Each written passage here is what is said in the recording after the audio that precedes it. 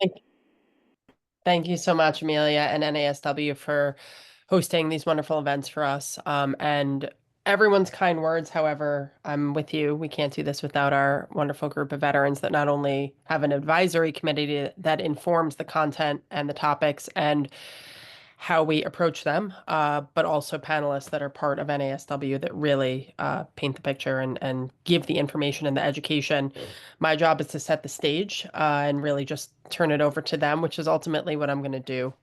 So this topic, especially, I feel like my portion should be minimal. So this is about bridging the gap between civilian clinicians and veteran clients. I am a civilian clinician, so I think it's really cool that we're doing the panel too, literally between veterans who've been in the role as clients and a civilian clinician, right? So I was trying to be extra mindful of instead of presenting it from my lens as a clinician, I am giving information with just a few slides based on the words of veteran clients I've worked with and the words of the panelists themselves. We did do a preparation meeting where we talked about some of the areas they wanted covered.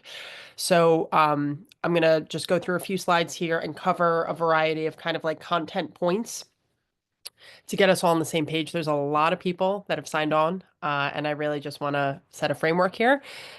So if you are a clinician who wants to work with veterans, first responders, if you're a clinician who already does work with veterans, hopefully this is going to be informative. And again, once we're done with this part, I have a series of panel questions. I'm going to ask a few to our panelists, and they're going to kind of give you their perspective. Lots of insight, lots of really empowered conversations. These wonderful panelists can provide for you. I don't know why that's happening, Amelia, but I don't know. I'm going to It's try okay. and I figure don't that mind, out. I but do not know. I'm gonna ignore it. I don't know. The screen's possessed. Anyway, sorry. So yeah, if you use the chat box and have any commentary throughout the presentation, we do try to keep an eye on it. I keep a better eye on it when my portion is done, and then I'm moderating the questions, just so you know. All right, so context, right? When we're talking about context and like foundational ideas to kind of consider when we're doing this work and really like where is the veteran client coming from? Thoughts in general about therapy services is a great question to ask. Like, have you ever been in therapy? What do you think about the idea of being in therapy? Right. So it's not about what I think about them being in therapy, it's their perspective on the matter. And that's really helpful. Some people will tell you, like, listen, I'm totally comfortable with it. I've been in therapy my whole life. And other veterans will say, I've never been in treatment. I've never been in therapy. This is really uncomfortable for me. So asking about their thoughts and accepting and holding space for whatever those are. Being able to hold space for mixed feelings also is vital. So a lot of veterans and military and service members might have what seems like contradictory thoughts and feelings sometimes, or extremes in both directions, or just mixed feelings, right? And being able to understand that and without judgment and assumption, really walk that walk with them, or at least pave the way for them to do so.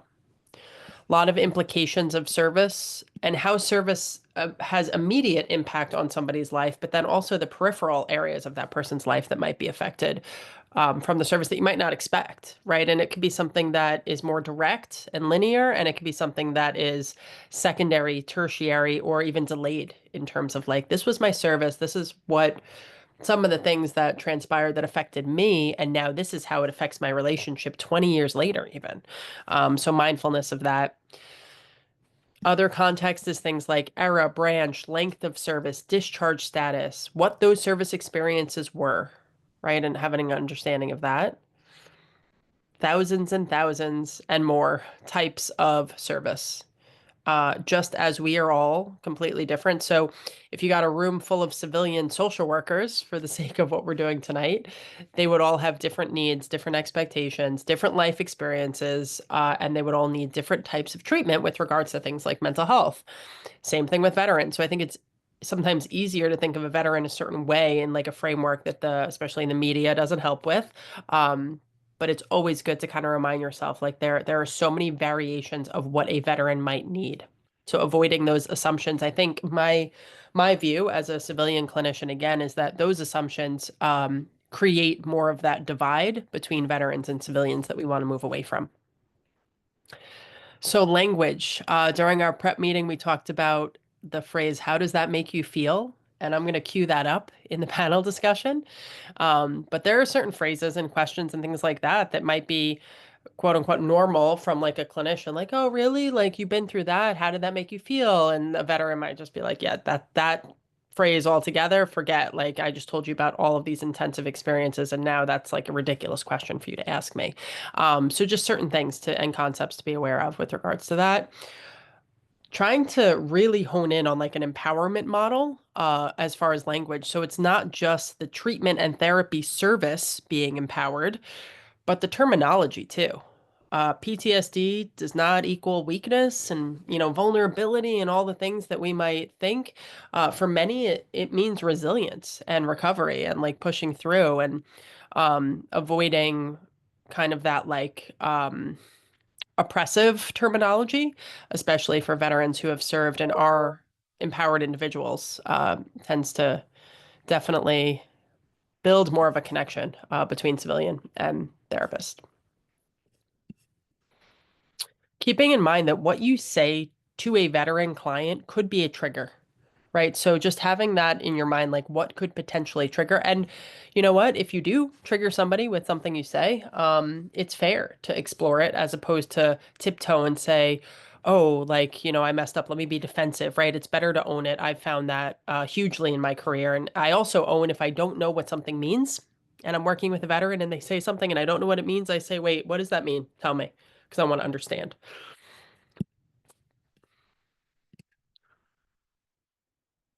So, right on cue, ask if you don't understand, right?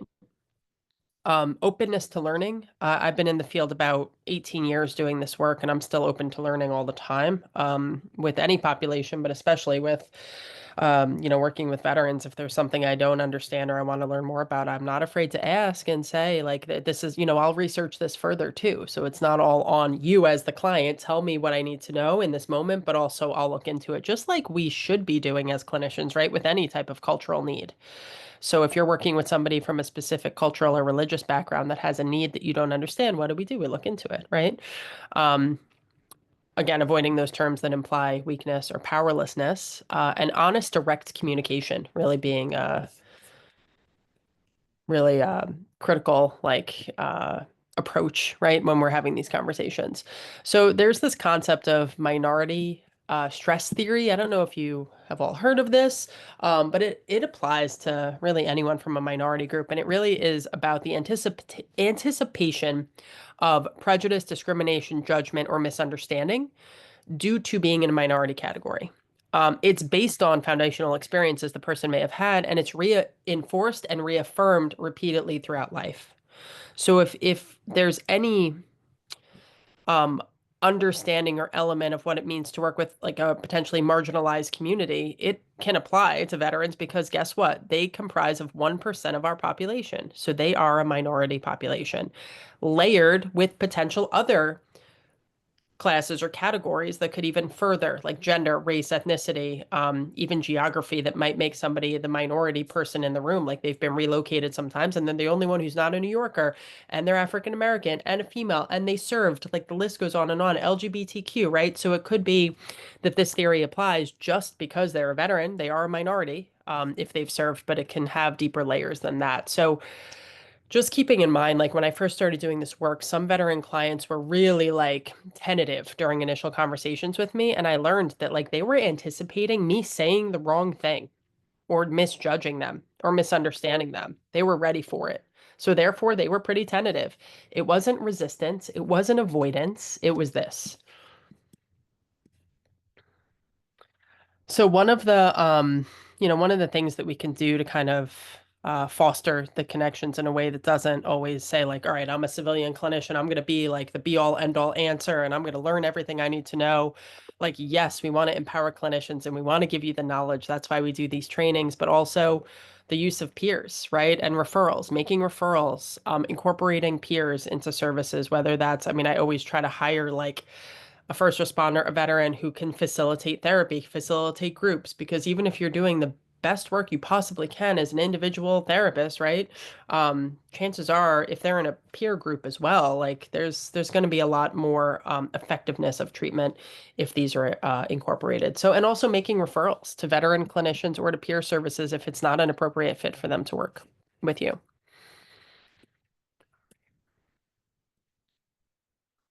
So key points to remember, and this came from Google. I pulled one thing from Google and I typed in like, as a veteran, as a clinician working with veterans, what do we need to know? And I think it's basic, but it's good to kind of give the overview. Cultural competency, hugely important. Keep tuning in for presentations throughout the year by NASW or any other company doing them. Like we are, as Amelia said, part of this initiative is super passionate about that. We believe that it really works. Asking open-ended questions, so you're not imparting your assumptions, even in the questions you're asking. Validation. Validation can be really helpful, even just in building that trust and building that like I wanna hear and understand you. Trust building is important. Sandra actually in the prep meeting had a great statement she made. I think I reference it in a slide in a second, but it's about how veterans learn that they survival wise have to trust the equipment, trust the people to your left and your right. Like they do have the capability to trust. And if we do bridge the gap effectively, you know what, they'll trust you too. It's not that they don't want to. Trauma informed care, just having an understanding of what that is, being aware of potential triggers. So, talking about validation for a second, often it starts and ends with the act of listening, you know. Avoid judging, stigmatizing, building cultural competence, bearing witness to pain and cycles and patterns, which sometimes can be really hard. And sometimes that's what that person needs. They don't need you to say, like, hey, everything's going to be okay. And let's talk about coping skills. I think it's Judith Herman. I reference her a lot that talks about the importance of storytelling in communities, specifically with trauma, and how the old, like, fireside chats used to be that. Like, you would gather around the fire and people would tell their stories, especially when they would come back from war, essentially. So being able to bear witness and hold that space. So what it means to be strength-based, we covered a lot of this, but the idea of resilience, giving them a hand up, not a handout, right? A lot of veterans have told me that whenever there's quotes, it's because it's a term that I've been told many times, like, we're not looking for a handout, we're looking for you to like reach out and pull us towards like what we need in the next chapter of our life. Um, Focusing on recovery, not the problem. And then that alternation between like validation and empowerment, right? Respecting boundaries if somebody says like this is not something I'm comfortable talking about. Again, it doesn't mean it's resistance and avoidance. With veterans, sometimes it really is regulation. And you know, if a veteran has like a traumatic event or episode that triggers them, and they want to feel better and move on from that, but they don't want to talk about the specifics, that's okay, right? Respecting that boundary. Knowing resources that are available, absolutely. Sometimes they might need support with other things that are not in a one-on-one therapy session. Um, all right. Staying informed on current research and also current events. Like current events are relevant to veterans oftentimes. Last slide, last topic, right? So, what does it mean with regards to mental health? So the culture that we just touched on and the layers that that individual might have. It's good to explore. What was your experience of mental health growing up? What was your experience of service? This idea of emotions can be deadly. Like that, how does that make you feel, right? Things like that might not be natural or something that they even want in therapy. What is their experience of mental health now? And what works for you? What do you want to get out of therapy? What do you find is working for you? The mental health conversations, again, as one of our panelists said, can be cryptic sometimes, and they might feel safer that way. And that might be how that person is built. Like mental health could be more of a foreign concept to the individual than you think. And I think one of the things I learned, and I'll kind of leave you guys with this and then segue over, many veterans are hugely insightful and will explain things really well to you. It does not mean that they feel safe and comfortable and open emotionally just because they're explaining it really well. So that cryptic, like, this is what's safe to me, I'm going to explain it so well to you, doesn't mean they're okay with it, right? So I've learned as a clinician working with them to like navigate that in a delicate way, but also direct, open communication, talking about like, okay, you just explained this whole scenario to me, but what does that mean, right? Like, where are we at with that? Is that something you want to continue to work on? We need good clinicians out there working with veterans. So this is not to say like scare tactic, like, you know, this is a really difficult population to work with. It's been the highlight of my career. It's been an absolute honor. I love, like Amelia said, this is the best part of my job is getting to work with veterans. And we need it, right? So the empowerment model applies for clinicians as well. The services are needed. Timing and pacing and figuring out what works when is important, just like with anyone, and matching the service based on the client needs. Veterans can be great advocates, so listen. Usually the answer is right there. They're telling you a lot of what they need and what you need to do. These are our wonderful panelists. I'm not sure if Donnie's joining us, but we have at least 4 on. And what my first question is going to be over to them is really just to set the stage. And please introduce yourself first. Tell us your name, a little bit about yourself. That's totally fine. First question is, how was your experience as a veteran client? How was your experience in the past as a veteran client? Something that you might want to say on that. Sandra, I saw you unmuted. If you want to go first, go ahead.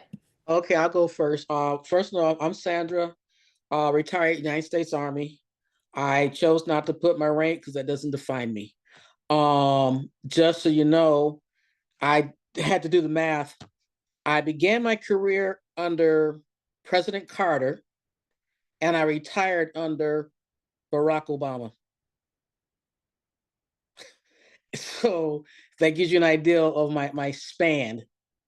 You get it. My first time I tried to do it was actually twice. One time was by duress. The military did it and made me go and see a behavioral health person. And I was told that my problem was is that I was setting standards too high that other people couldn't um, achieve or maintain, which I thought was asinine. And then I also tried to use the VA when I did a break in service because not being politically correct. And I had also been a person of military sexual trauma.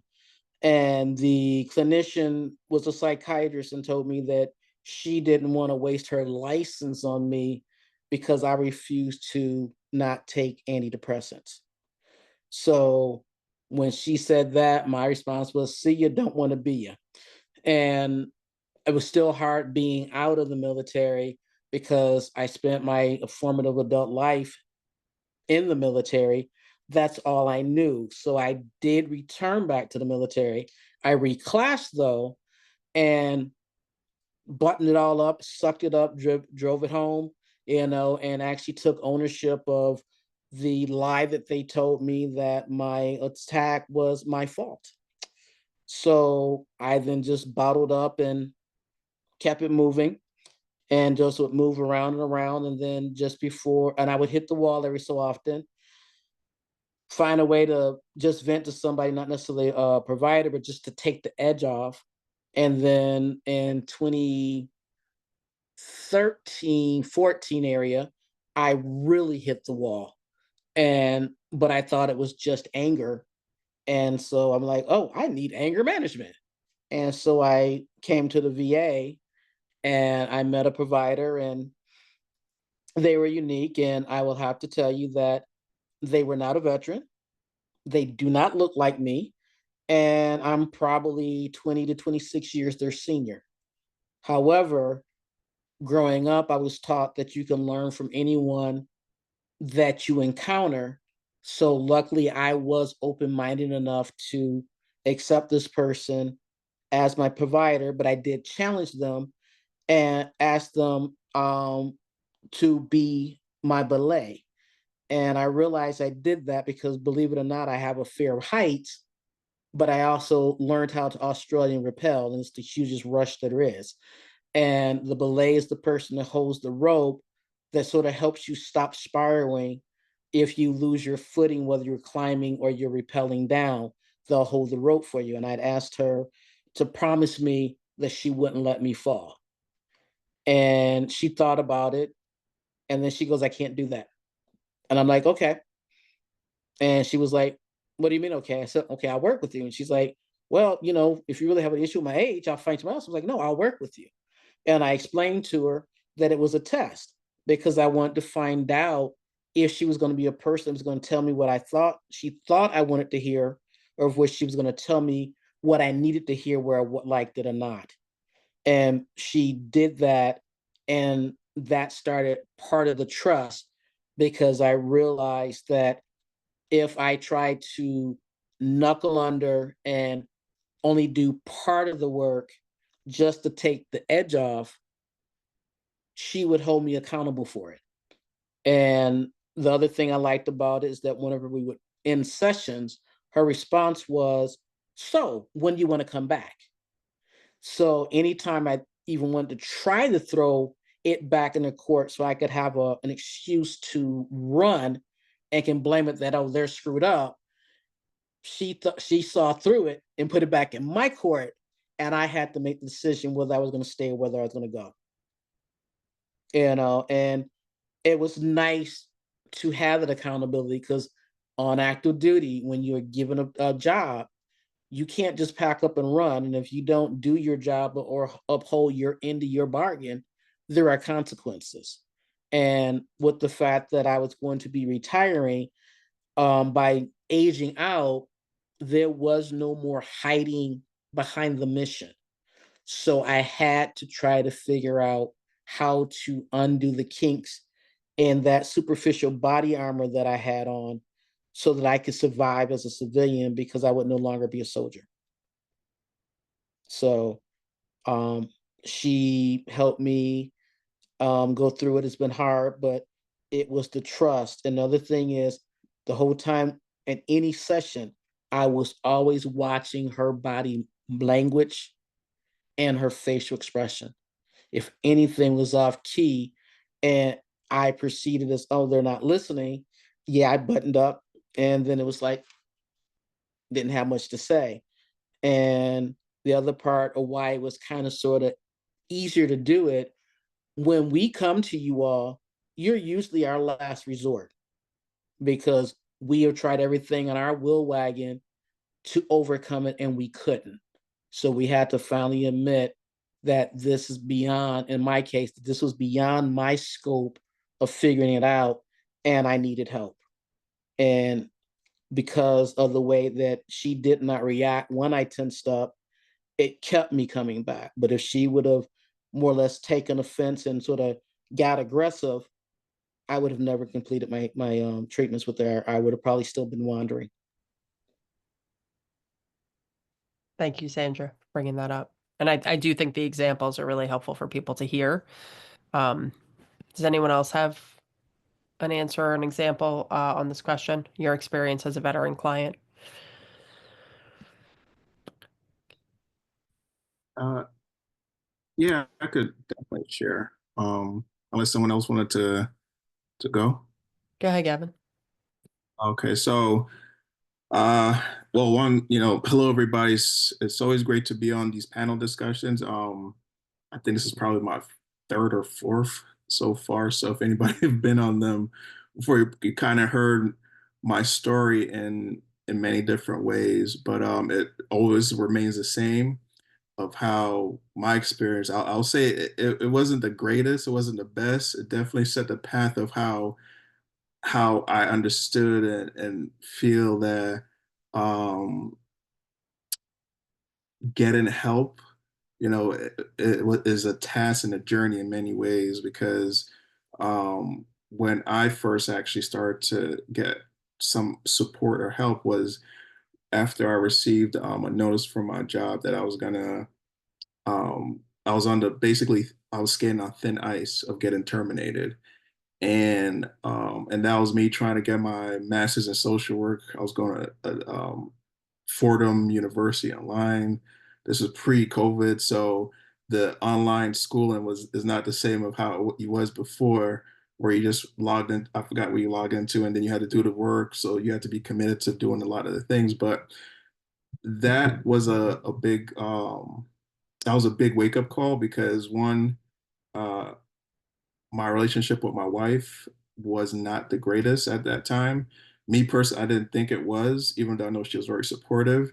I definitely saw it as something where it was not someplace that I think it should be. And also too, it was right in the time when I was able to get my service connection after 10 years of being denied it. So I was trying to do better, knowing what was wrong, and I think that was actually up to this day what saved my life because I was able to recognize that I needed help at that time. I was on a destructive path of I never drank before. I've never drank in my life. But if I actually turned to alcohol, that I think that would have been my gateway of self-destruction. And when I was able to actually go finally see somebody at the VA, it was an experience that I absolutely didn't want to wish on anyone because their perception, that person's perception of me was that this is my first time going to see someone, and I didn't know the process of the whole. Okay, you see someone, you talk to them, and then you get seen by someone else. So after the 6 sessions of myself being with this person, I can never remember how they worded, but they basically said um, they didn't think I was gonna still be needing therapy up to that time. And for me, that it took me off guard because I was like, okay, I guess you already had an opinion of me when I walked in. And two, that wasn't the answer. That wasn't something I was looking for. I was looking for someone to at least help me at that moment where I was basically down. I'll say I was down in the barrel of already feeling suicidal, already feeling like I was disconnected with my wife, already feel like I was, failing at my job because they already gave me a letter. So I guess that if anyone was at their worst and they heard that, I think that would have been the next stepping stone of like pulling the trigger if you had a gun on your side, because that is how, I kind of felt when they said that. And after I was able to just say, okay, on to the next thing, I kind of labeled and actually have a perception of how clinicians are now, where they have a perception of you, of how the notes. If you're there to V, they already read the notes about you, and if you're someone that has been difficult, there that's in your chart, and then the person has a perception that you're a difficult person to talk to, you're a different person to connect with. So my perception is, from being in that situation has always been that a clinician is always already know how they want to treat me and don't know and don't want to know me. They just want to fill in the check boxes to make sure they done the right work. And if anybody want to get sued, they're like, yeah, we did this, I did that. I asked, hey, do you want to commit suicide? All these different things. So for me, that led me to believe that's how a clinician have been. My perception have somewhat changed because I do see someone now that I think is very wonderful, and I speak his name all the time. Gregory Duggins with the VA, and the reason why I speak about him is because when I was looking for a clinician, I said I want an African American male clinician, and that is what I want right now. And if I and I told myself if I don't have that particular request, I'm not going to get any treatment because I'm kind of at my end rope of who I want to talk to, who I want to speak with, and just be able to connect with someone that understood me, understands me, that's able to talk to me, and in a situation where my son was actually getting bullied, like I shared this story where I was able to talk to someone that said, "Hey, my son is getting bullied, and I know why he's getting bullied. He's a black male on a school bus, kindergarten." And it's like your mind doesn't go in place else except for that because you know that was the reason. And I was able to talk to somebody that understood and able to share, like, hey, they've experienced that. And for me, that was important because for me to have a conversation about race about racism is a conversation I know I'm going to have with all three of my children, with my son who's in kindergarten, or my daughter who's 3 years old, and my other daughter who's 2 years old. I'm going to have those conversations with them to say that somebody's not going to like you, somebody's not going to like your hair, somebody's going to make fun of you. Like all those different things that I know I should not have a conversation with, I'm going to have a conversation with them. And to be able to speak to another Black man about that and be able to talk to him about race for me is really important, because that allows me to understand that, it's out there, but yet someone understands. So just being able to speak to someone in that role at the VA that is a veteran, by all means, is the greatest thing for me. Oh, And I do feel worried that when he does leave, how would I feel, and where would I take my direction of, mental health care? Because I still have suicidal ideation. I still go through my dark days. I still experience things where I want to dig a hole and just stay there. And but yeah, that was my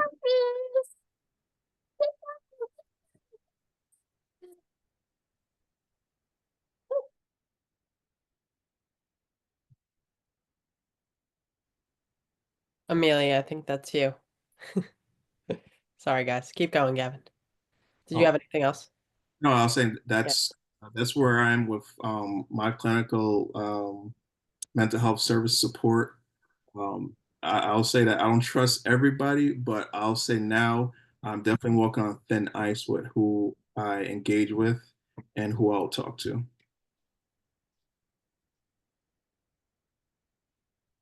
Thank you, Gavin. um, my, can you, am I on? Yeah. Yep. My you're story's good. gonna be a lot different. I'm a Vietnam veteran, Vietnam combat veteran. I avoided, I got out of the Army in 1971. I didn't see a therapist until 2 years ago. I avoided them like the plague. I wanted nothing to do with a therapist of any kind. I just wanted to deal with things my own way. The reason I ended up going to a therapist, I'm glad I finally did, is I was so upset when the 13 service members were killed when we departed Afghanistan, and I'm shouting with rage at the TV, "Didn't you learn anything from when we left Vietnam? All the lessons we tried to teach you about Vietnam, all the reminders we gave you about the things that went wrong, you do the same thing." And I was just angry. It wasn't anything particular about my service that I was angry about, anything, but I just had to talk to somebody. Um, I talked to fellow veterans and was just getting madder. And usually peer is what I've used the peer model my entire life. But that was I saw, so I avoided it. I'm just finished my second year. My therapist just told me this with the VA last month, and I'll stay for a while longer. I don't know, but I just I don't think I think a lot of veterans like me. If we're only 1%, I would guess that there's less than 1% of that 1%. I can't even remember how minuscule the number is that seek therapy. I mean, we, veterans by and large, I believe, avoid it. I don't know whose fault that is, but I just know that as a veteran service officer, a lot of times veterans come in and they will not put in for PTSD or any mental thing because they don't want to see anybody. I know, as Sandra said, one of the first things they've done, they're offered drugs and they don't want drugs. And so I don't know what it is. I don't know it. I know a lot of veterans do need the help. I know I did, but it's a hard sell with some guys.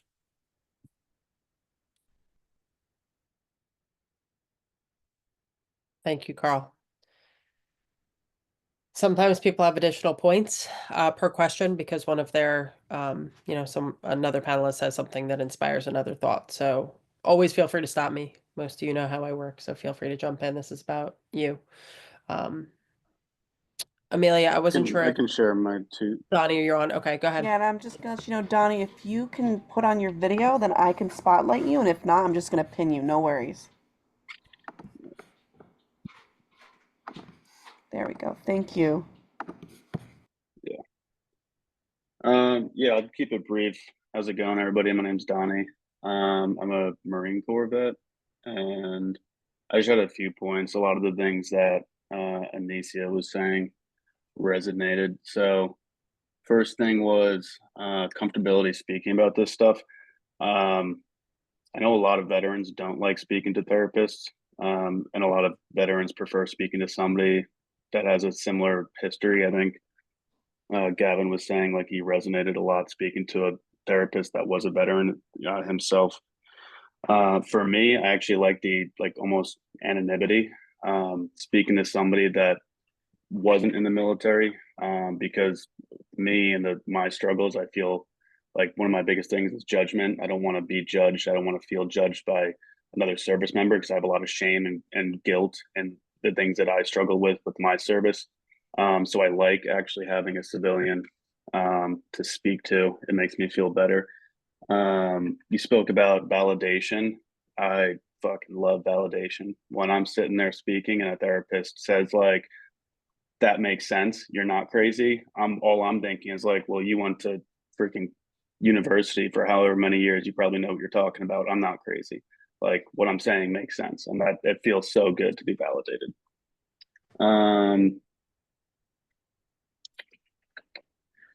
One thing that I've always wanted to bring up in a setting like this is I think I avoided therapy for a long time because I knew eventually we were going to speak about depression and anxiety, and what comes with depression is suicide. And I have an arsenal of guns that I love, and they're like my safety blanket. You know, like I got out of the military and I slept with my rifle for months, and I still keep my pistol next to my bed every night, and it's like my security.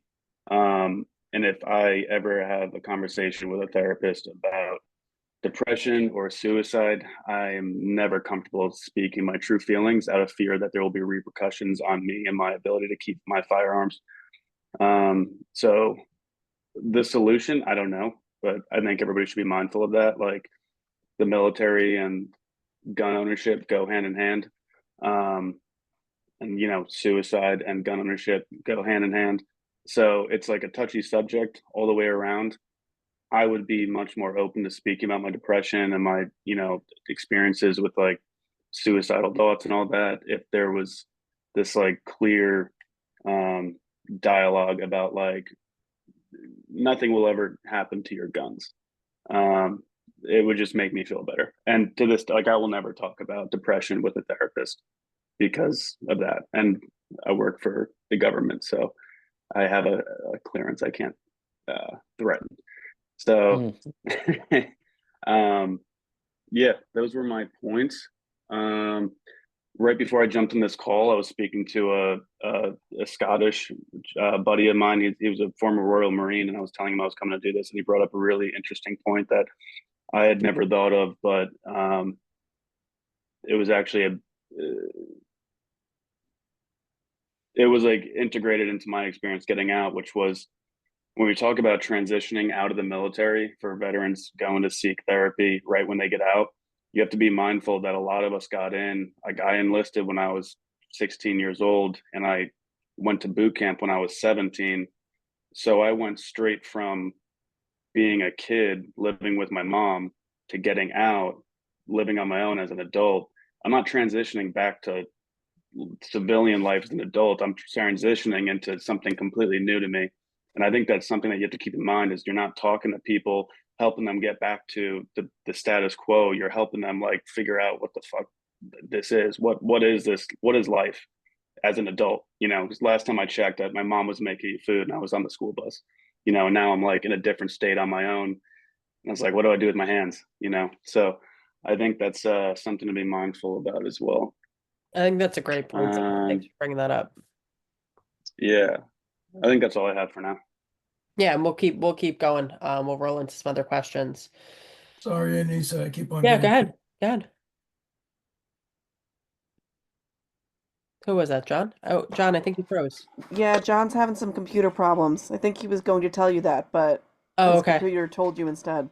We'll keep him on standby for a sec. But yeah, Donnie, that was a great point. Oh, Anything like that too, yeah, we might not assume like, we're trying to reset this person back to who they were, and that's not a thing, right? So therapeutically and right. treatment plan wise, right, it might look a lot different than like what we assumed. Forget military culture, like that's a whole thing, but it's also life phase oriented, and just having that perspective and understanding somebody who joins later in life, that might not be the case, right? But a lot of people do join when they're young.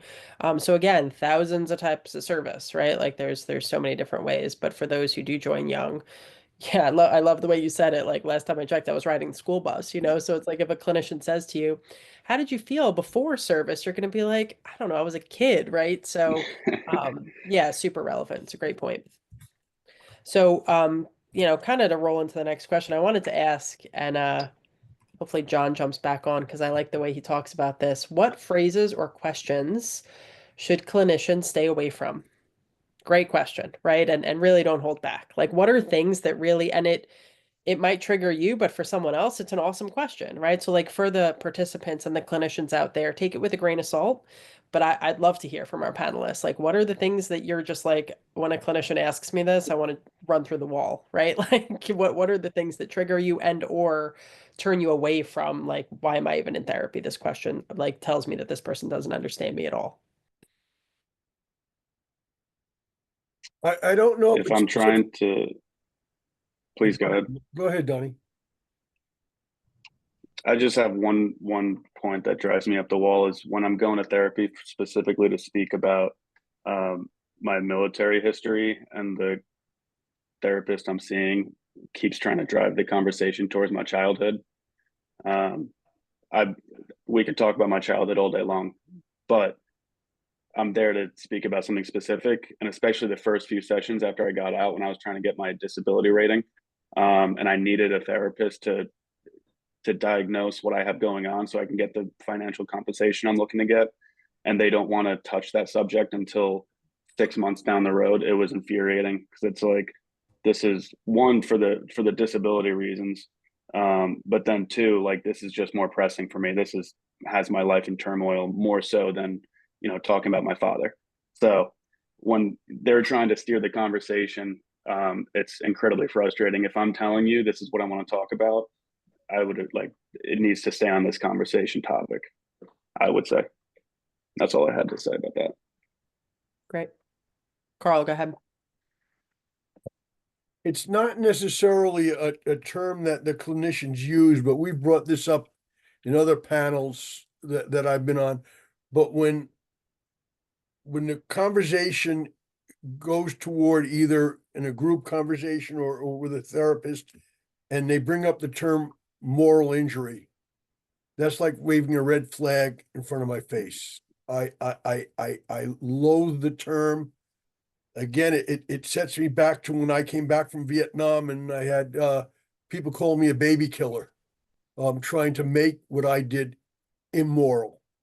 And it wasn't. So when I hear the therapist is dealing with this moral injury stuff, they're on the wrong course. I don't think it's going to help veterans. I think that's detrimental to the veterans. It's just like a red flag. One of the guy that works with me, and John knows him. He's a part-timer, works out of my office, Veteran Service Agency. 3 years ago, he went into a cousin who he hadn't seen in about 15 years. They were at a function together, and this cousin comes up to him and says, "Do you still like being a baby killer?" So it hasn't gone away. There's still people out there that do that, that say that. And so then again, anybody moral injury, it's just like I said, it's a red flag for me.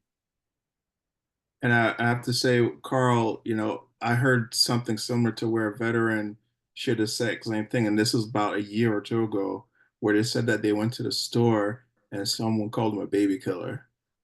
So it's definitely prevalent. Ignorance is is totally bliss, but it's just so you have to take a deep breath a lot of times when you engaged with those people. But to me, that translates into when a therapist is doing moral injury, that translates into the same thing. To me, they're saying the same thing, that I did something immoral, that I did something wrong. But Karl, I know they're trying to help. I think they think that's a way to try and help me, but I think that's a way to make me feel worse about myself. It's not going to help me. So Karl, and I want you guys to continue, but I just want to put out there, like, as a clinician, if somebody has something like that, that it's like, and he explained it very concisely, I'd be like, we're not going to do that then. But there are other veterans who that topic might resonate deeply with, and it really provides the validation that they need and the support they need. So it's also like, again, listening and being able to pivot and understand that some things might benefit one person and trigger another. Sandra, go ahead. Sorry. yeah, I was gonna say, because both of the gentlemen picked up a thing that I had to experience, and I was gonna say with Karl, for your sake, I understand that, but on my side, that would be a valid question because I got penalized a lot because of my value system. When I first joined in, that was the time they thought that women was just joining chasing after men. And I got told there was only two types of females in the military, dykes and bitches. Which one are you? And I got one time where I got called into the first sergeant's office and go, I understand you don't like men. And I'm like, huh? And he goes it again. And I go, no, my father didn't come into my room once I was 13. So he goes, oh, you're religious. So it was either a lesbian or religious. It was like, oh, religious is good. But because I had a value to respect myself, I got dogged out a lot about being Miss Goody Two Shoes and this, that, and the other.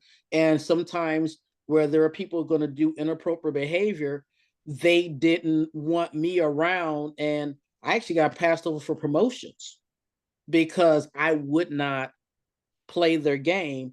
And even to the point that if they call themselves threatening me about something, I'm like, I don't care. I tell them my damn self. And so I would blurt it out. So if I screwed up something, I was the first to tell it before I let them put a spin on it. But I got belittled a lot because I was holding on to values that I was taught of what my right looked like.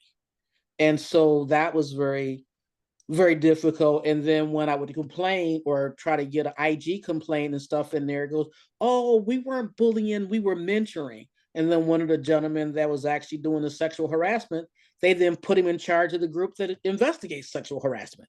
So all overwhelming and damaging. And then I also had one asking about, parental stuff growing up.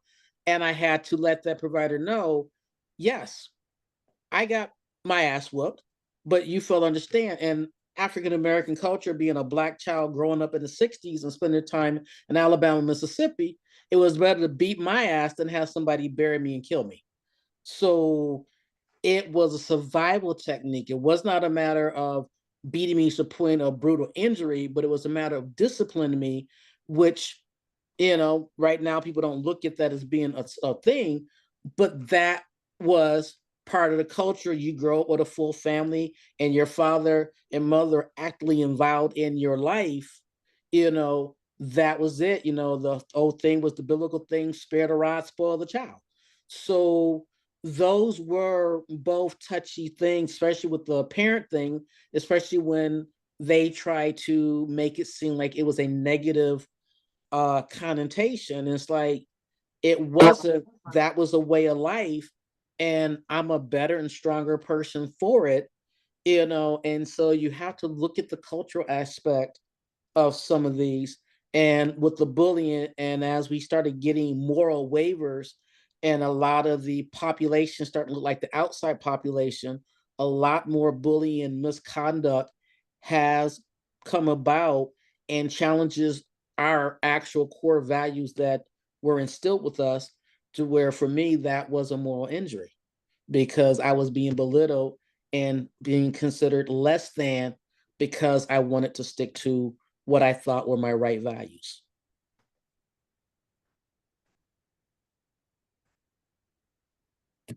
Yeah, I have to say the military definitely, when I went in 2003, when I was coming out on a medical discharge, and I'm not sure if I've shared this before in any of the panels I've been on, but one of the things that the sergeant ended up saying to my mom, because when I was there, I was by myself, I was trying to figure out life. I was actually going to commit suicide at the barracks in San Antonio. Like I was planning everything out, and I didn't find this out until I actually got back to New York. But my brother told me that my mom called San Antonio and talked to the sergeant, and the sergeant said, "Don't come down and see him. He's a man now. He's gonna do it himself." And when I found that out, I was like, "What? My mother didn't come down because the sergeant told her that I'm a man now and I'm gonna deal with it myself." And dealing with it myself was my worst situation because I was basically broken in the point where I had back pain, I was suffering from seizures, headaches.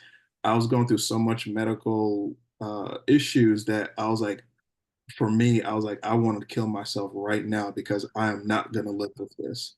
And I was 19. I just graduated and I'm in the military and now I have to get out because of injury. And I'm like, screw that. My life is over. I'm not going to deal with this nonsense. So the culture is still, up to 2003, beyond that, it's that mindset of like what we instill in the soldiers of like, okay, you got to do the job. You got to get this done. And for me, I was like, okay, I got to get this done. I got to make sure I do this right. And I was trying to prove to them that I was okay. Like I peeled the board that was kicking me out, saying that I could do this job still.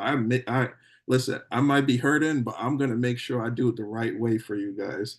And unfortunately, at that time, I needed help, and I'll say being on base was not the best place to be because that support was not there.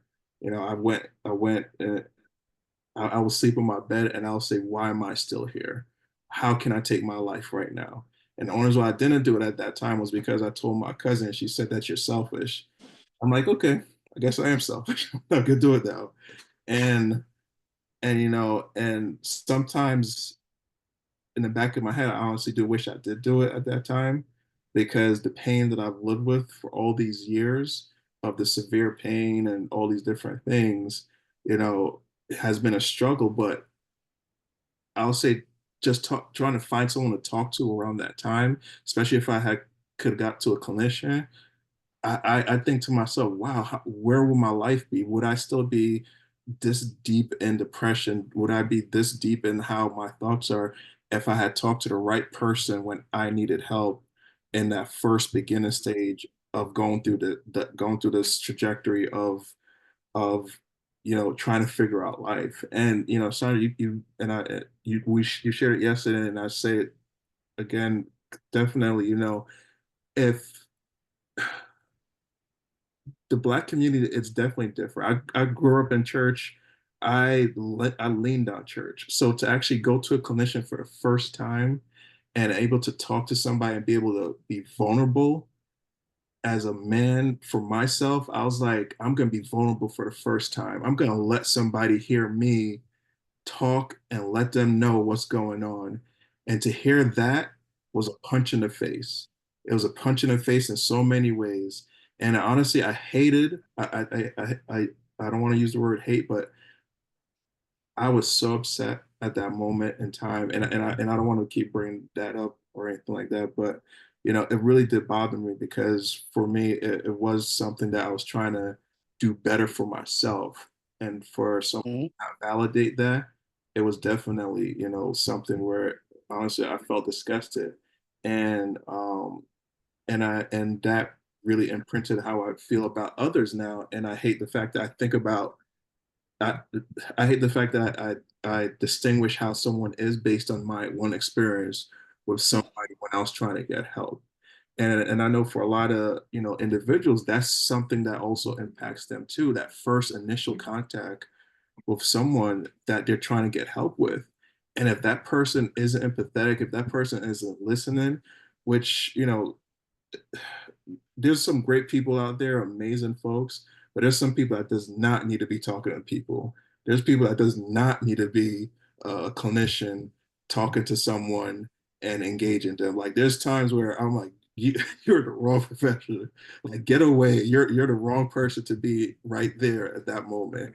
And it's like, it's sometimes it's hard to come by to find those people because and just going to that question of, what would a clinician say? I'll say, for me, it's I assess things so much when I look at people is when a clinician would had asked me about my service, and I said no, I didn't spend. I was only there for a year after getting medically discharged, and then you'll see something where it's like, oh, I didn't expect that response. I thought you were going to say something else because you're going through these situations, and you could see you could see the response of the body of how you tell them, and then they respond to it like, okay, I already had leading questions, and now you just threw me to the loop. You just threw me to the side of act to ask another questions, and just from seeing that like actually pushes me back from seeing the body language of somebody's response to telling them my service time wasn't as long as I wanted to, but I'm here because of my physical and all the things that occurred to me while I was in service. And it's like their way of treating me becomes much different, and that's what I dislike. How when I share one thing, and you could tell that their expectation was hearing that I was in combat or something that they are so used to when they're at the VA.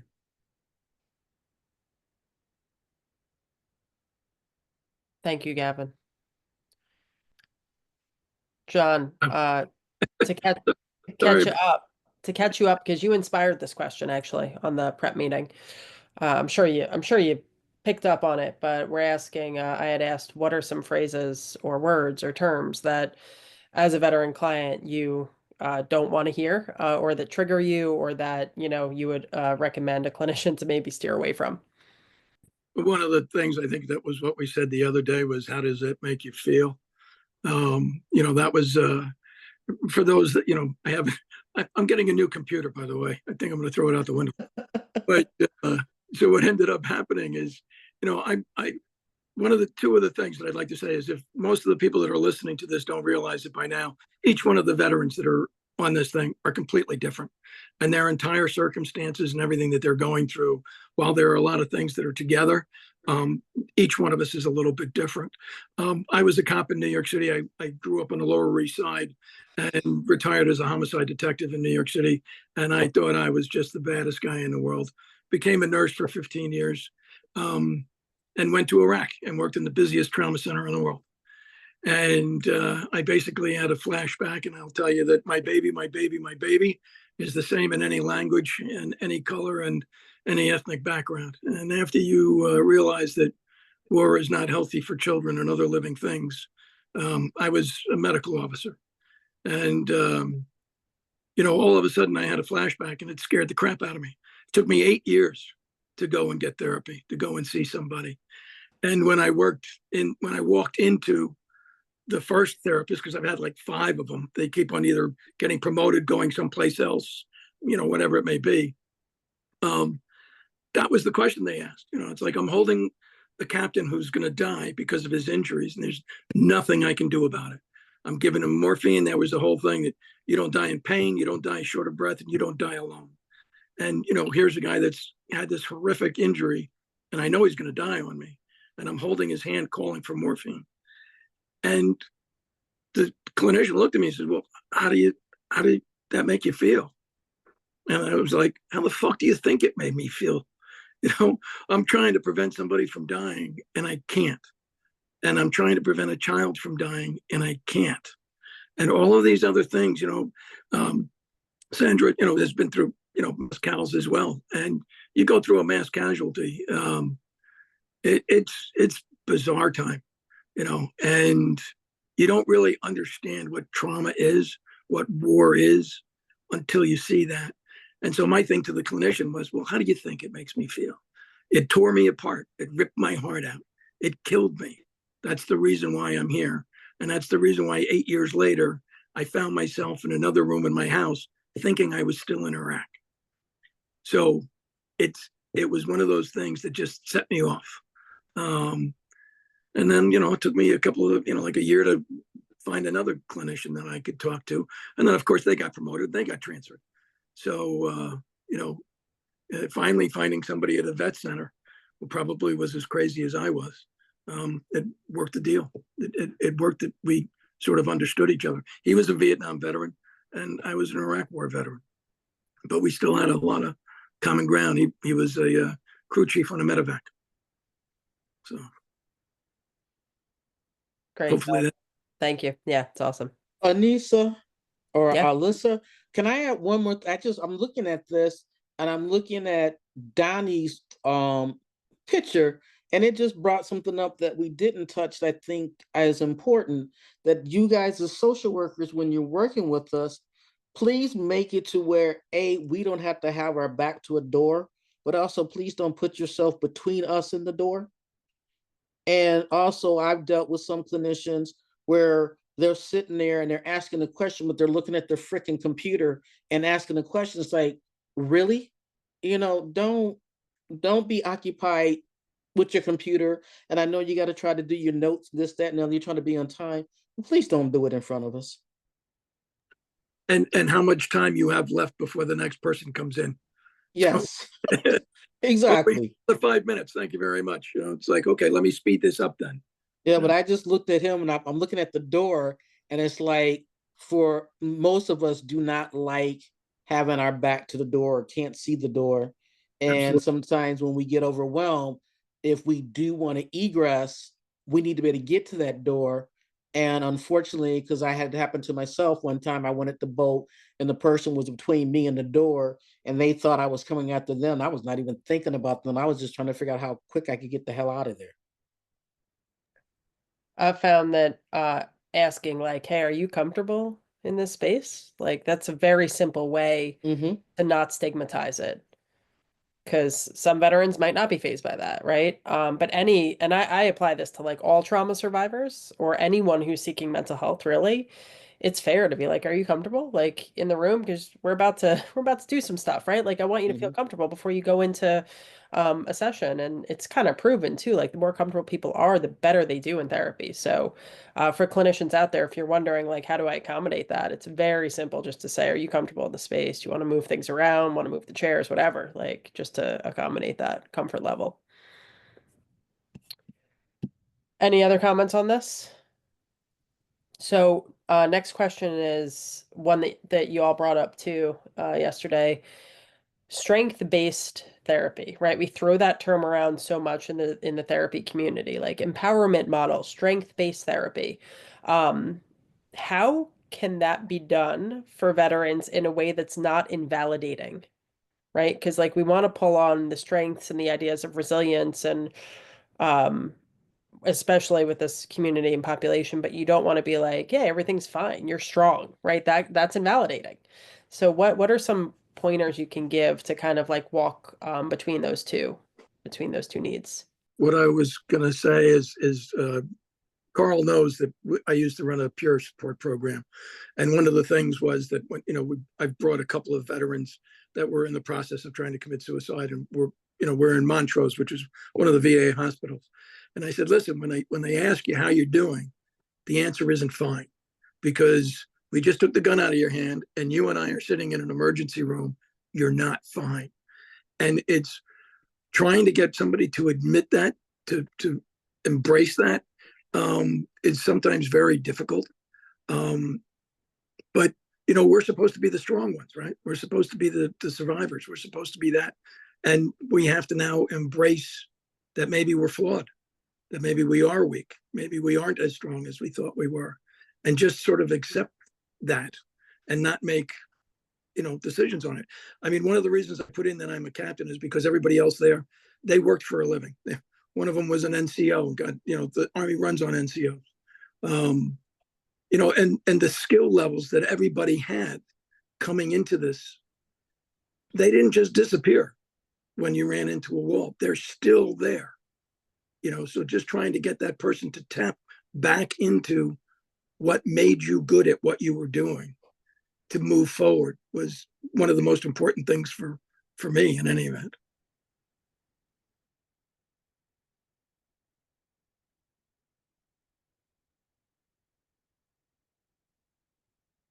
Anyone else? Ideas on this? Gavin, go ahead. Yeah, I was trying to think really hard on this and using myself as an example to figure it out. But I'll say from experiencing like my own challenges with clinicians, and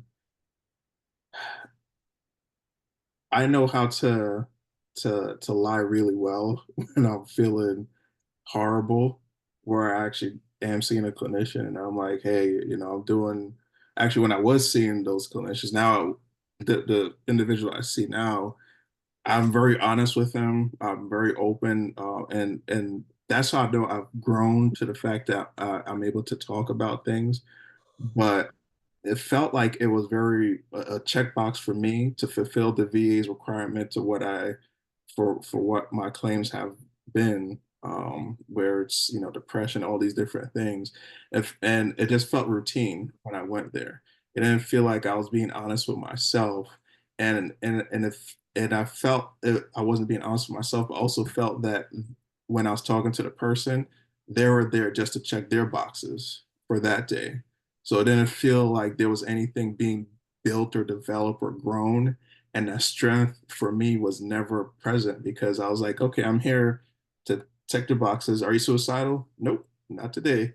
Are you like, those questions that you will think like, okay, yeah, maybe I can be honest today. But then you start thinking, wait a minute, you're at the VA, and they're close to a phone and they could call, the VA police on you if you say X, Y, and Z wrong, and you're already preparing yourself for the worst. So you don't want to put yourself in a situation that is the worst, but then you want to say enough to say, hey, listen, I've been having a difficult time.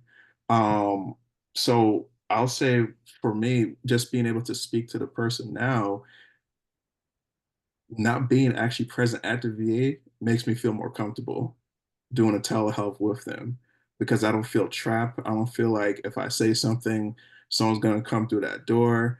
It's for me, the experience of not being present at that location makes me feel like I could talk more to the person as well as communicate more to them because it,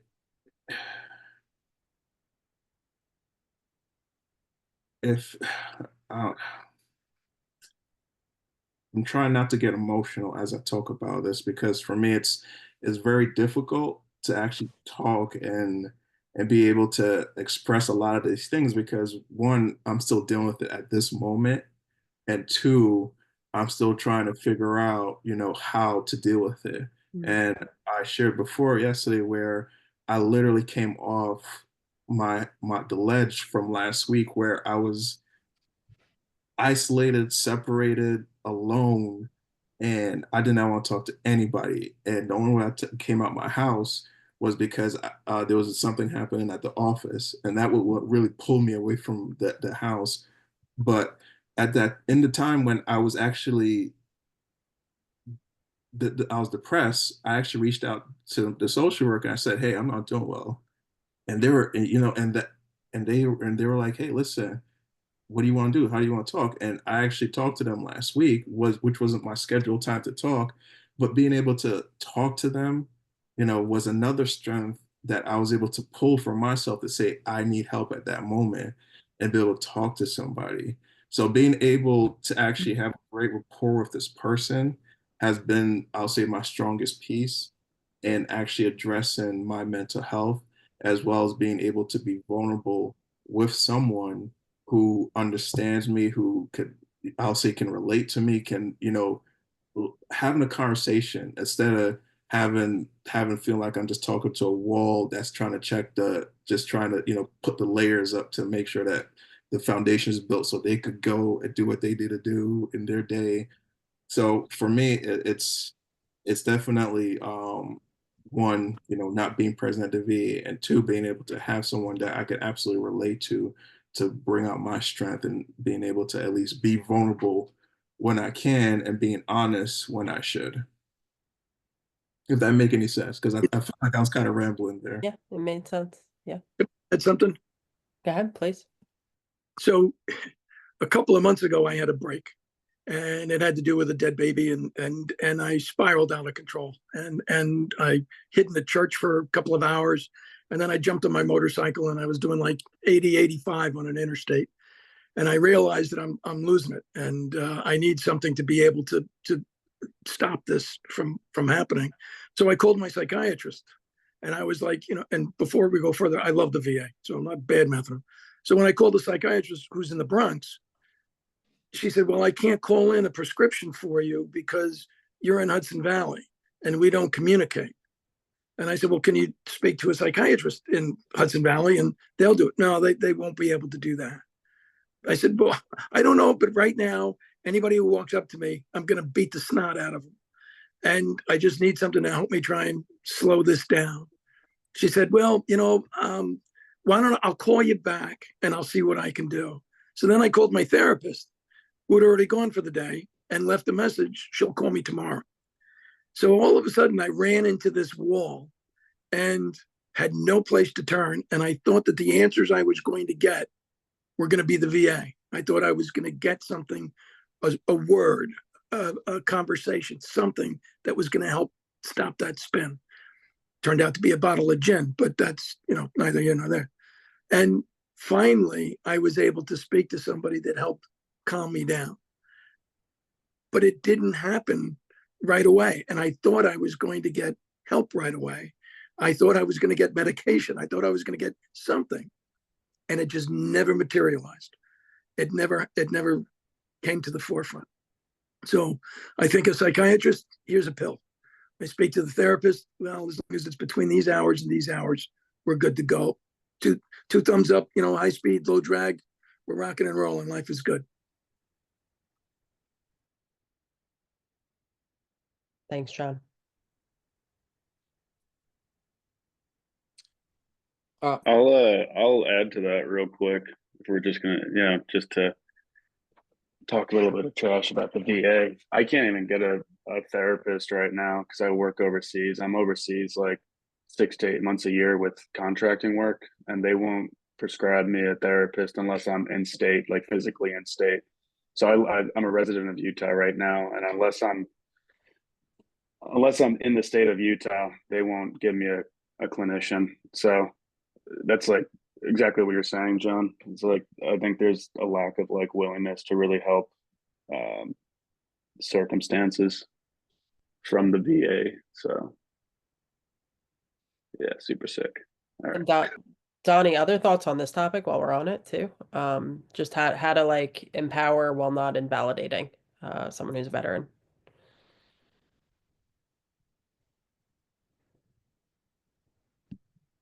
Or maybe rephrase it to like, and to all of you, what are things that have empowered you specifically in the arena of like mental health? I've always liked the phrase "you're only human." That's always reassured me. Whenever I'm feeling some sort of way, like I'm very hard on myself, and every time I'm not achieving goals that I set, usually it comes out of nowhere. I'll be watching a video or something, and it's like, we're only human, and that usually grounds me. So I really like that phrase. I think some of it has a lot to do with the location that some of the VAs are at, because by the grace of goodness, I ended up getting a good provider, and I can turn around and do my code, which is unrepel. And when she sees that, she knows I'm spiraling. And as soon as she sees the message and she has the time, she actually does pick up and checks in to see what I need. And if she can't check in, I'll get an email and go, I got an appointment at such and such. Do you want it? So I've been fortunate on that one. But as I was building the trust for a while, because I was always told, I don't care whether you like it or not, you act like you like it. So even when I was struggling, I used to always have that game face on. So I could basically, if you didn't know me, looking at me facially, you would think everything was good. But she managed to pick up that when I'm not, I would show it in my shoulders, which I didn't realize. And she actually pointed out my tick one time. And finally, I quit rehashing all the stuff that was easy. And when I get really off key with my post-traumatic stress and depression, my house looks like an explosion. And on the one, we did a telehealth, and I actually showed her my explosion. And she didn't look down on me, and we talked about it and I worked through it. So then the explosion was no more, but that actually took a lot, because having the house look like an explosion was the replication of how really jacked up I was, even though I wasn't admitting it, and was just going through the motions, trying to convince myself and everyone else around me that I was good. But again, the biggest thing is building the trust. And if she would have reacted negatively, which I think I did it because I was hoping she was going to act negatively so I could have the excuse to run again. So that has always been a big tug of war, is that it's like I say, I'm good until I'm not. And sometimes I can get really low, and it takes a bit to get out of it, but knowing that I have a clinician that I can reach out and let them know that I'm not doing good, and I get a response that tries to help me navigate it. That's been a godsend. But at the same point in time, as I feel that I am getting better, then sometimes I feel like I should be making a bigger gap and walking away, because I've got enough edge off that it's like I stopped the noise, but I still haven't taken down all the wall. So that's a constant struggle, and it's still a matter of trust, give and take.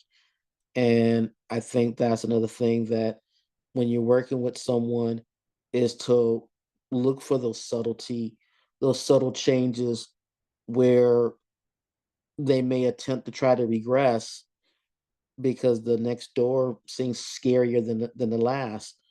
And in my case, I kept a lot of stuff in, because it was like I had a hard enough time dealing with it, and I just didn't want to dump it on someone else, because I had shared with the group yesterday to know, I have 5 mass cows plus ground zero under my belt, and I was always a fixer and person to take care of people, and I've lost people that I couldn't save and I couldn't protect.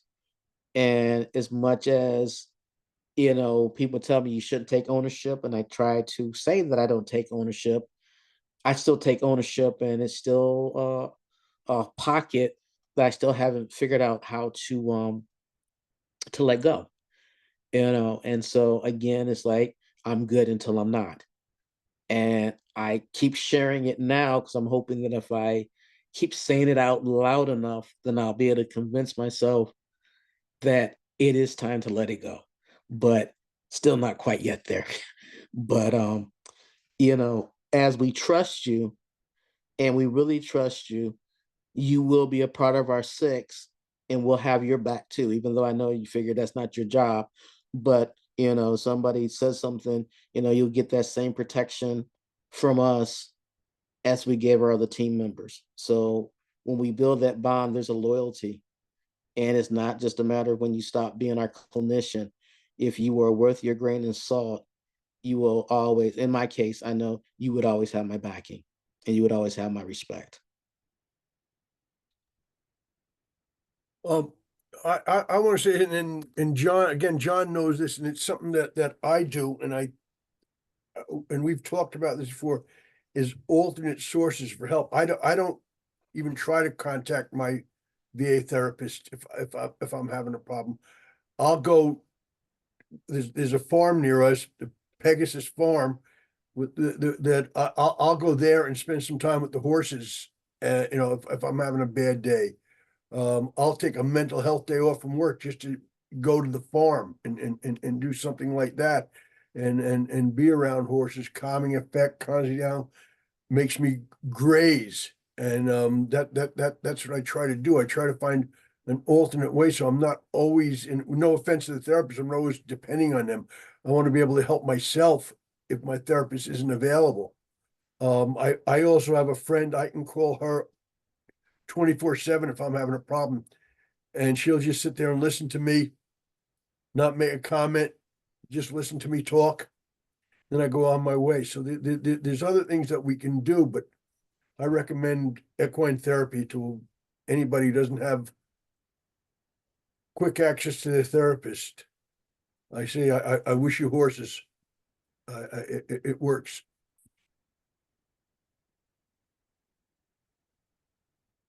Thank you. Anyone else on the idea of strength-based or empowerment-based services that have worked for you? Yes, yoga and qigong. As Karl said, that there is the Equus effect. There's the horses, and it's an absolutely amazing program. But there's a lot of things, from hiking to fly fishing. I ride a motorcycle as long as I'm not doing it at 85 miles an hour on the highway. Yoga. But there's other places and other things that you can do to try and just break that thing that you're going to do on your own without the assistance of the therapist or so on. And each one of us are extremely strong individuals. And it's just a matter of us, that was also part of the problem, at least for me. You're supposed to be this strong person. I mean, I cry at beer commercials, I can be honest about that. But, during a mass cal, and Sandra can tell you what they're like, I asked one of my medics to leave the trauma bay because they were crying. And I told them, get out of the trauma bay. And when I went over to them later on, I said, listen, it's not you, but you have to understand that the combat casualty that's laying down in front of you needs to look at you and know that you're going to save his life.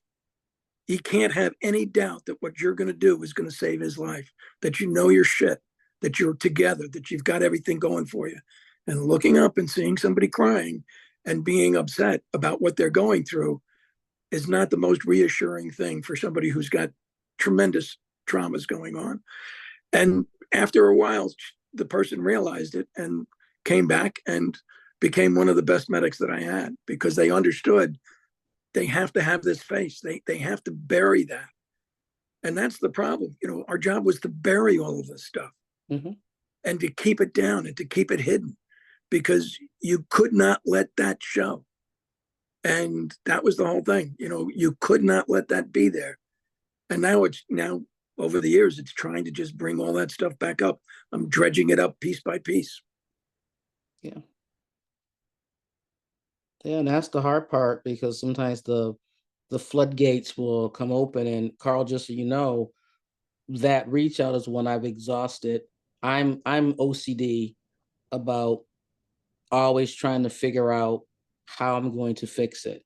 And I am guilty of being the very last person to ask for help until I'm in crisis, because I do try to fix it, and very proud about trying to do that, to the fact that sometimes it's to my downfall. Okay, because I make the joke, and I've even told them, I said, my life experience and the number of people that I know more people dead than living, you would think that I was 114 years old. Okay, because I buried husband, parents, grandparents, all while on active duty, and then having to continue to move to the next mission and just boxing things away. And that is what you're going to find with some of the people that you might encounter, is that they have suffered a great loss and had to put each one in a separate box. And they have tried to button it and keep those boxes so tight that when they're coming to you, they're potentially at the point that those boxes are going to overflow. And then they're fighting so hard to contain them, because they don't want to let them go and look like they're weak and incompetent and can't handle their business.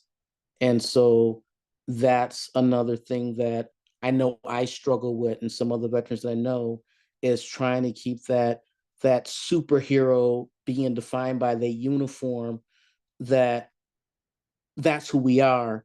And then when we're not in the uniform, we think that we just became weak, and that we're not as good, and we lost purpose.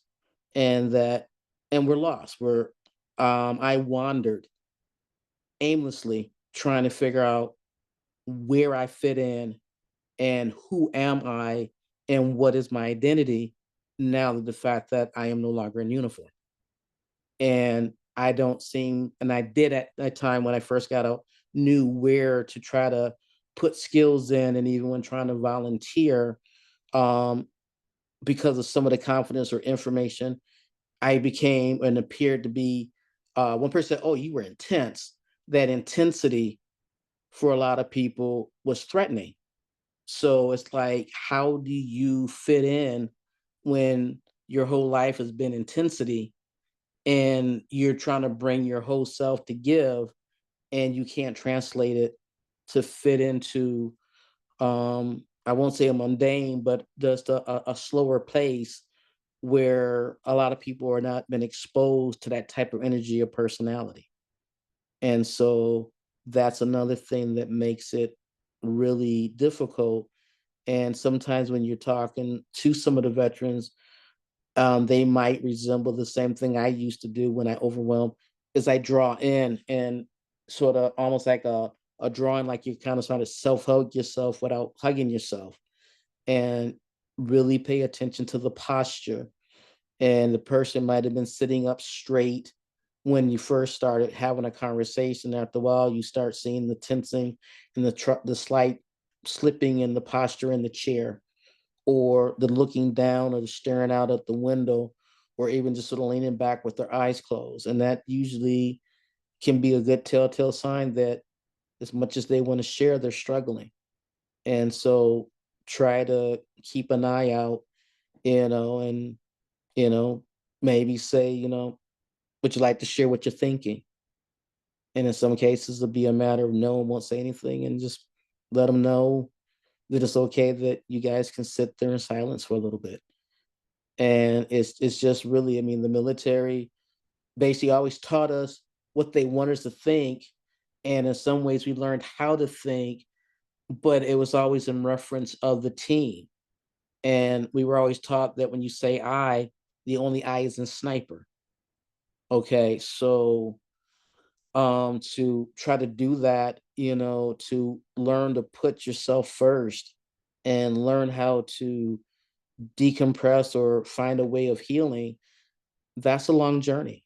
I mean, no offense, I'm gonna throw it out there. I am 64 years old, and I am now just learning how to find a little bit of freedom within myself and try to put myself first.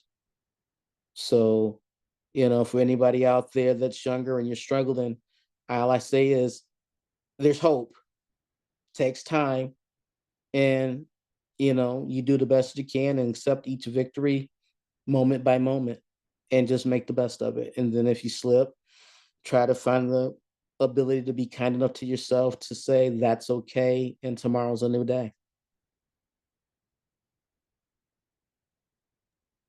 Sandra, you're absolutely right. Because, I'll say my struggles as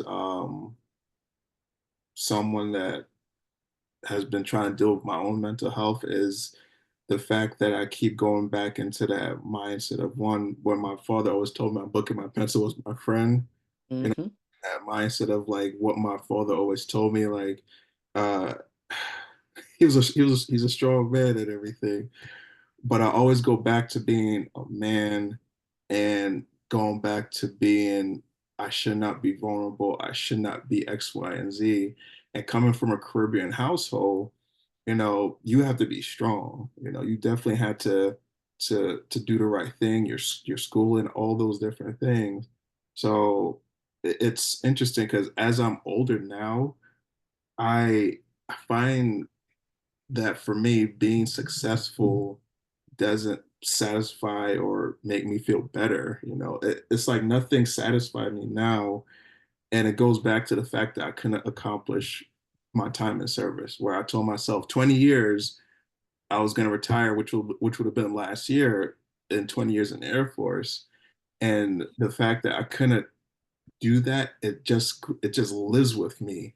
And as much as I try to push it away, as much as I try to take it away, it just lives with me that I could not finish something that I wanted to complete, something that I absolutely was so passionate about. ROTC in high school, I told everybody the military is what I'm going to do. The military is what I'm going to retire from.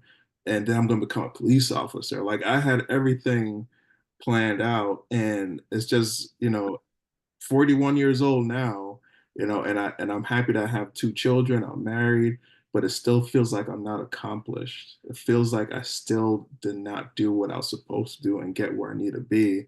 And I think that's why for me, at this point, I'm always beating myself up. And beating myself up, means that from my health and from everything that happens to me, I try to see it as something that it'll be my downfall. And it hurts me because I'm and I it hurts me because I know for me, I want to get out that rut.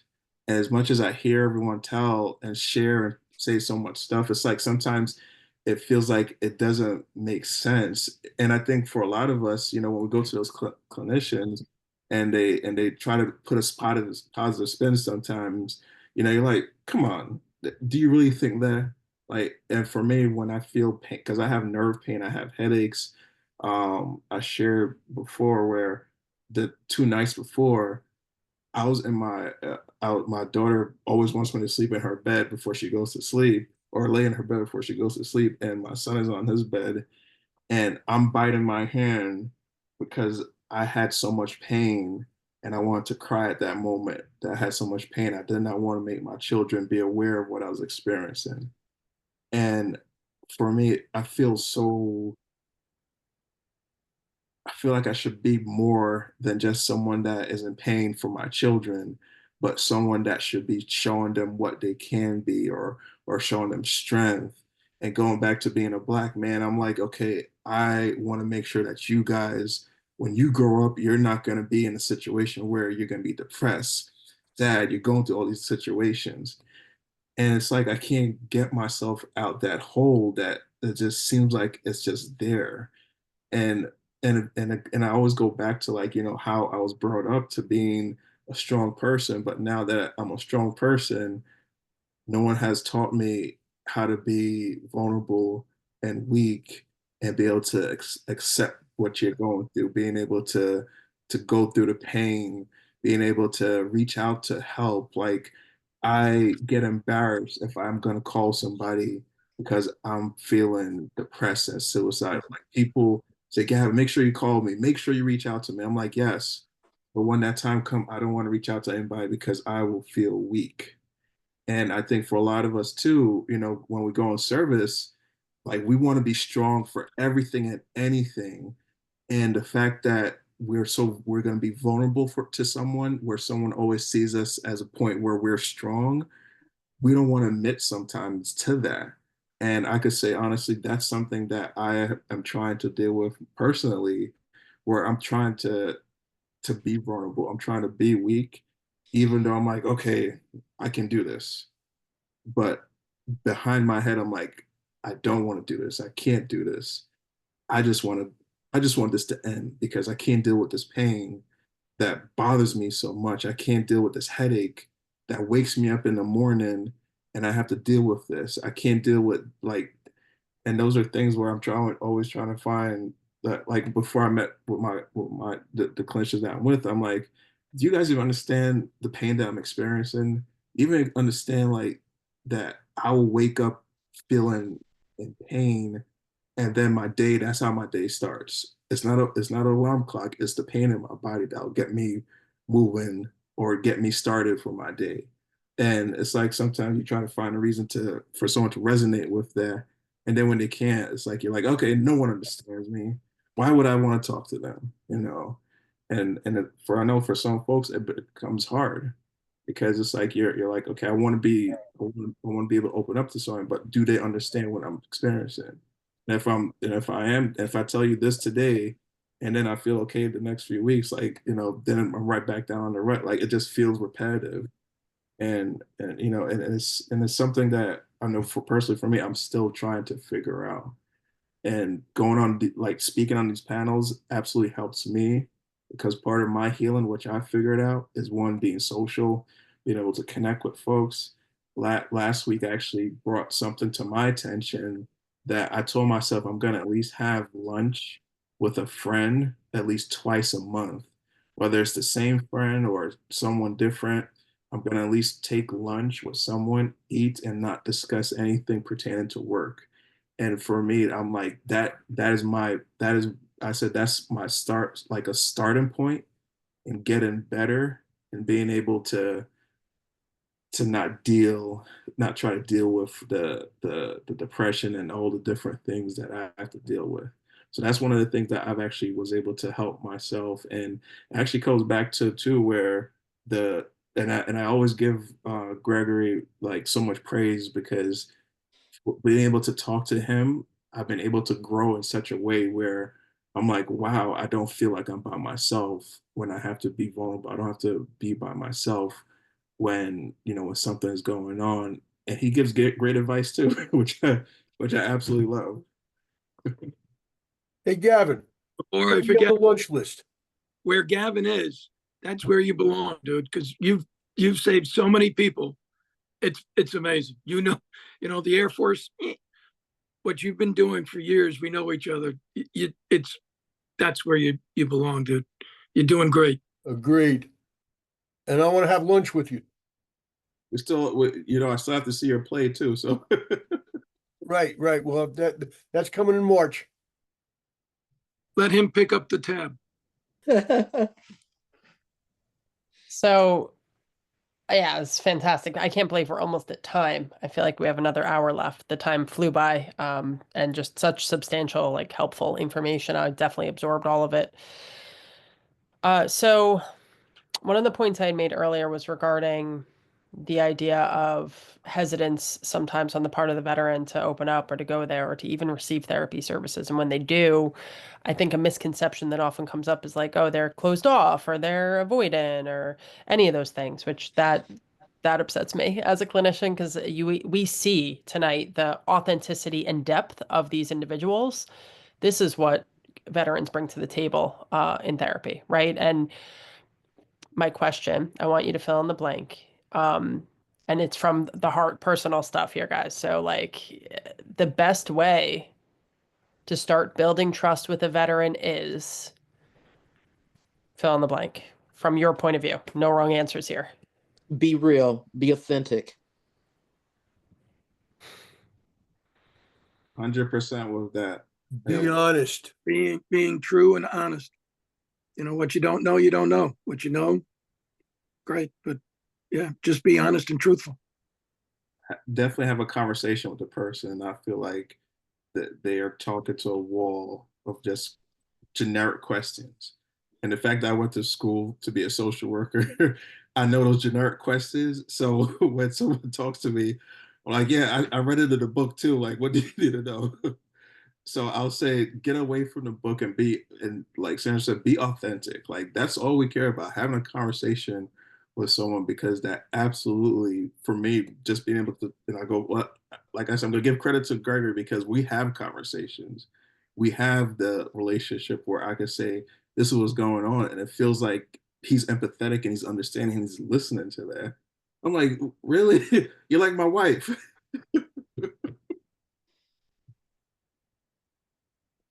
I'd say the best way to get a veteran to start talking as a clinician is it's like convince them that they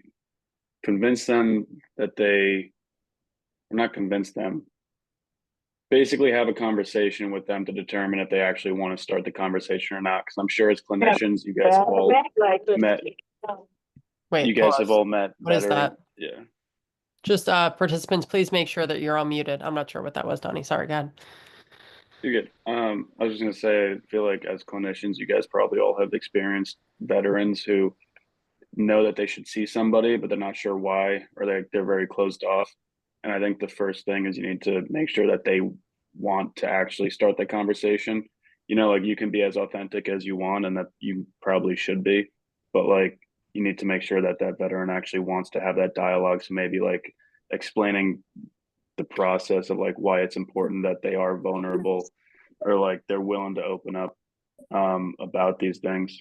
Is what I'm trying to say is like almost set the stage to start the conversation with like explanations as to why this stuff is important, if that makes sense. Because like Gavin was saying, talking about a lot of this stuff, I have always felt better talking to clinicians about it, but like this conversation, like I've had it with people where, you know, you feel your heart rate rising, you feel this like fist in your chest, you're feeling like you're getting hotter.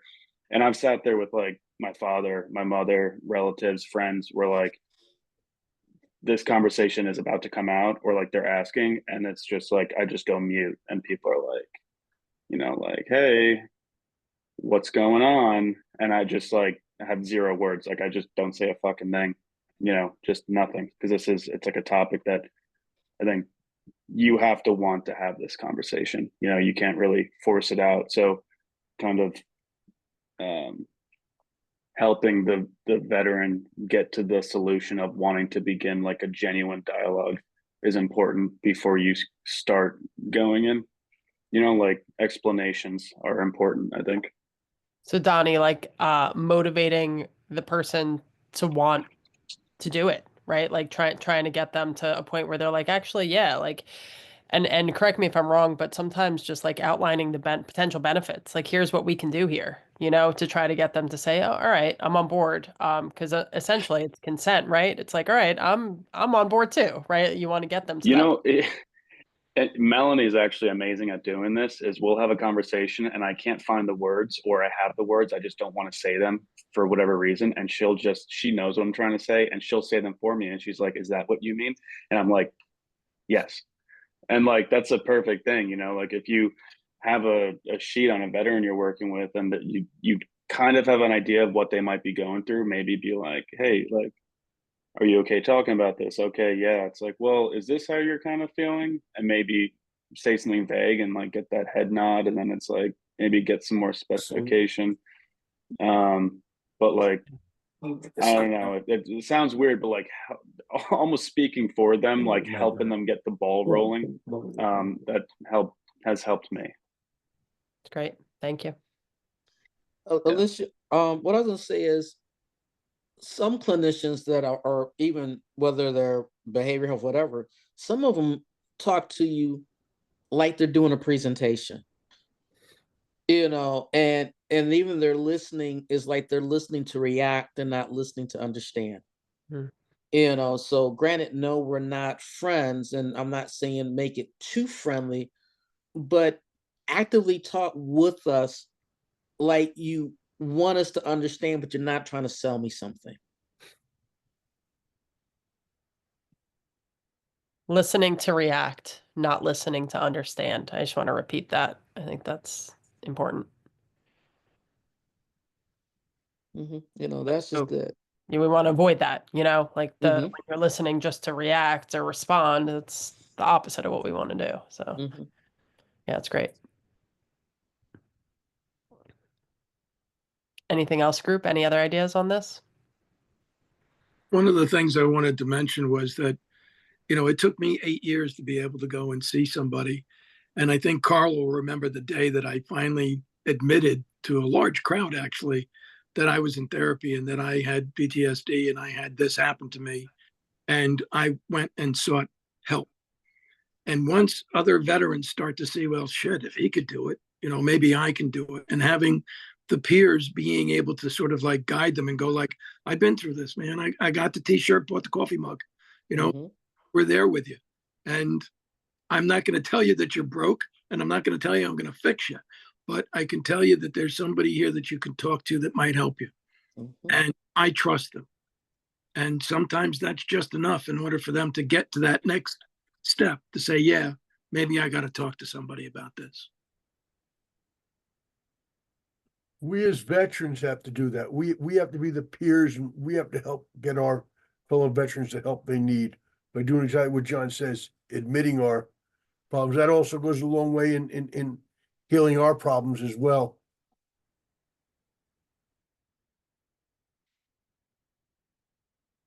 I agree. I don't know. I told you about my ideal about the t-shirt, right? When we talked yesterday. Say it Yeah. again. Tell the I got hit with a whole list of potential behavioral health issues. But the biggest one that struck me was the post-traumatic stress. And I've been telling people when I first heard it, I thought it was a matter of making me powerless, a threat, that I surrender and that I was defeated. And I said, well, I was always taught the power in words. So then I tell them, no, I'm not, I don't have PTSD. I am PTSD, a person that is strong and determined.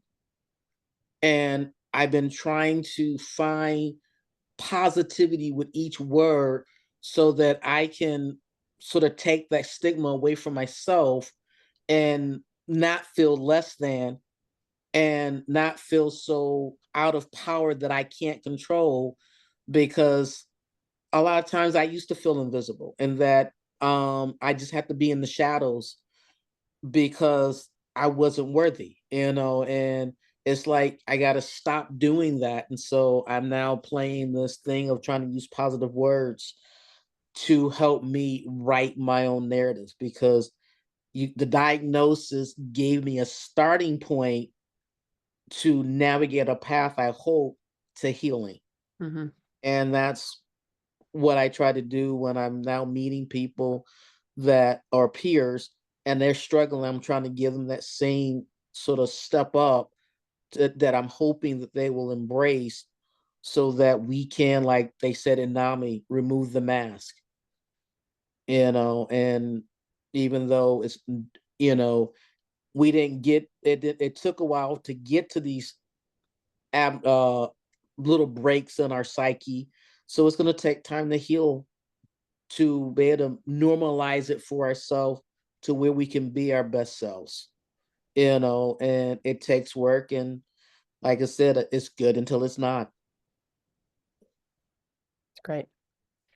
So I try to like summarize, but I just want to point out to the diversity of this panel and it being a representation of the diversity of veterans. And just going back to that idea of like avoiding assumptions and being ready for any scenario, and how every veteran is different and has different needs. So a few things that were just brought up is like the strength-based, the need for validation, educating, getting them on board, kind of like walking them through those initial steps to breed like a more of a comfort level, listening, authenticity, being real, uh, being human, right? This is all the human experience that we're sharing. And there were some other things that y'all brought up, but yeah, I just think this was such a great educational experience. I know for me, maybe I'm being greedy, but it was fantastic. So I'm the moderator. I'm also participating in these actively when I do them. So thank you for giving us, as clinicians, for giving us these tools.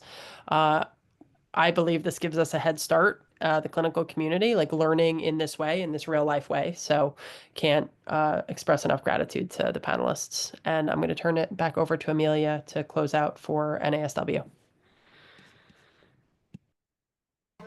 Yes, wow, that was an amazing, amazing panel. I just also want to reiterate and thank, sorry, I have a little one with me, two little ones. I just want to thank all of our panelists. I'm going to save this chat log and send it to you guys right after this, because I've been to so many presentations and panels, but this was just so powerful. So many people saying that it's the best presentation they've been to or panel that they've been to for CEs in their career. Several things just really hit me. Donnie talking about coming back, going from being in high school with your parents and being at home and going back and trying to adjust to a fully new life, get put into a context I've never heard before. And that was so powerful. And Gavin talking about laying down with your kids, and that pain that you feel, and having being a new mom with two children and putting that context in, the strength that you show your children, yet the vulnerability you need to. It just was such a beautiful night, and I know that I'm not saying it as quite as eloquently, but I hope that I'm echoing what is being said in the comments, because it was a very powerful evening. I will download that and send it to you, and I'll also let our participants know that I'm putting the evaluation link into the chat box. You will also receive the evaluation link to the email that you registered with after the completion of this program. It takes a little while. Zoom has to do its thing, email does its thing, and then it'll get to you in about 10 minutes. But it will come. You will receive your CE certificate within 10 days of this program. I just want to thank again all of our veterans that shared themselves with us tonight. Yes, I do have DJ vibes. I want to thank all the veterans that share with us tonight. Thank our advisory committee. Thank you to everyone who continues to participate in these programs and come and attend. It helps us to continue our funding and continue this work. So just thank you, everyone. This is recorded. It will be available to view again. And I hope everyone has a beautiful rest of your week. Thank you all. Bye-bye. Bye. Good night, everybody. Bye. Thanks, Alyssa. And Amelia, how many cookies did you give them to keep them so quiet? Oh, cookies? Thank you. I mean, Thank you, she's Amelia and quiet. Alyssa. He's not. They're Thank you. Thank adorable. Bye, guys. Bye-bye. I enjoyed the meeting to see you. Appreciate y'all. We appreciate Okay. you. Thank you. Okay. I'll wait.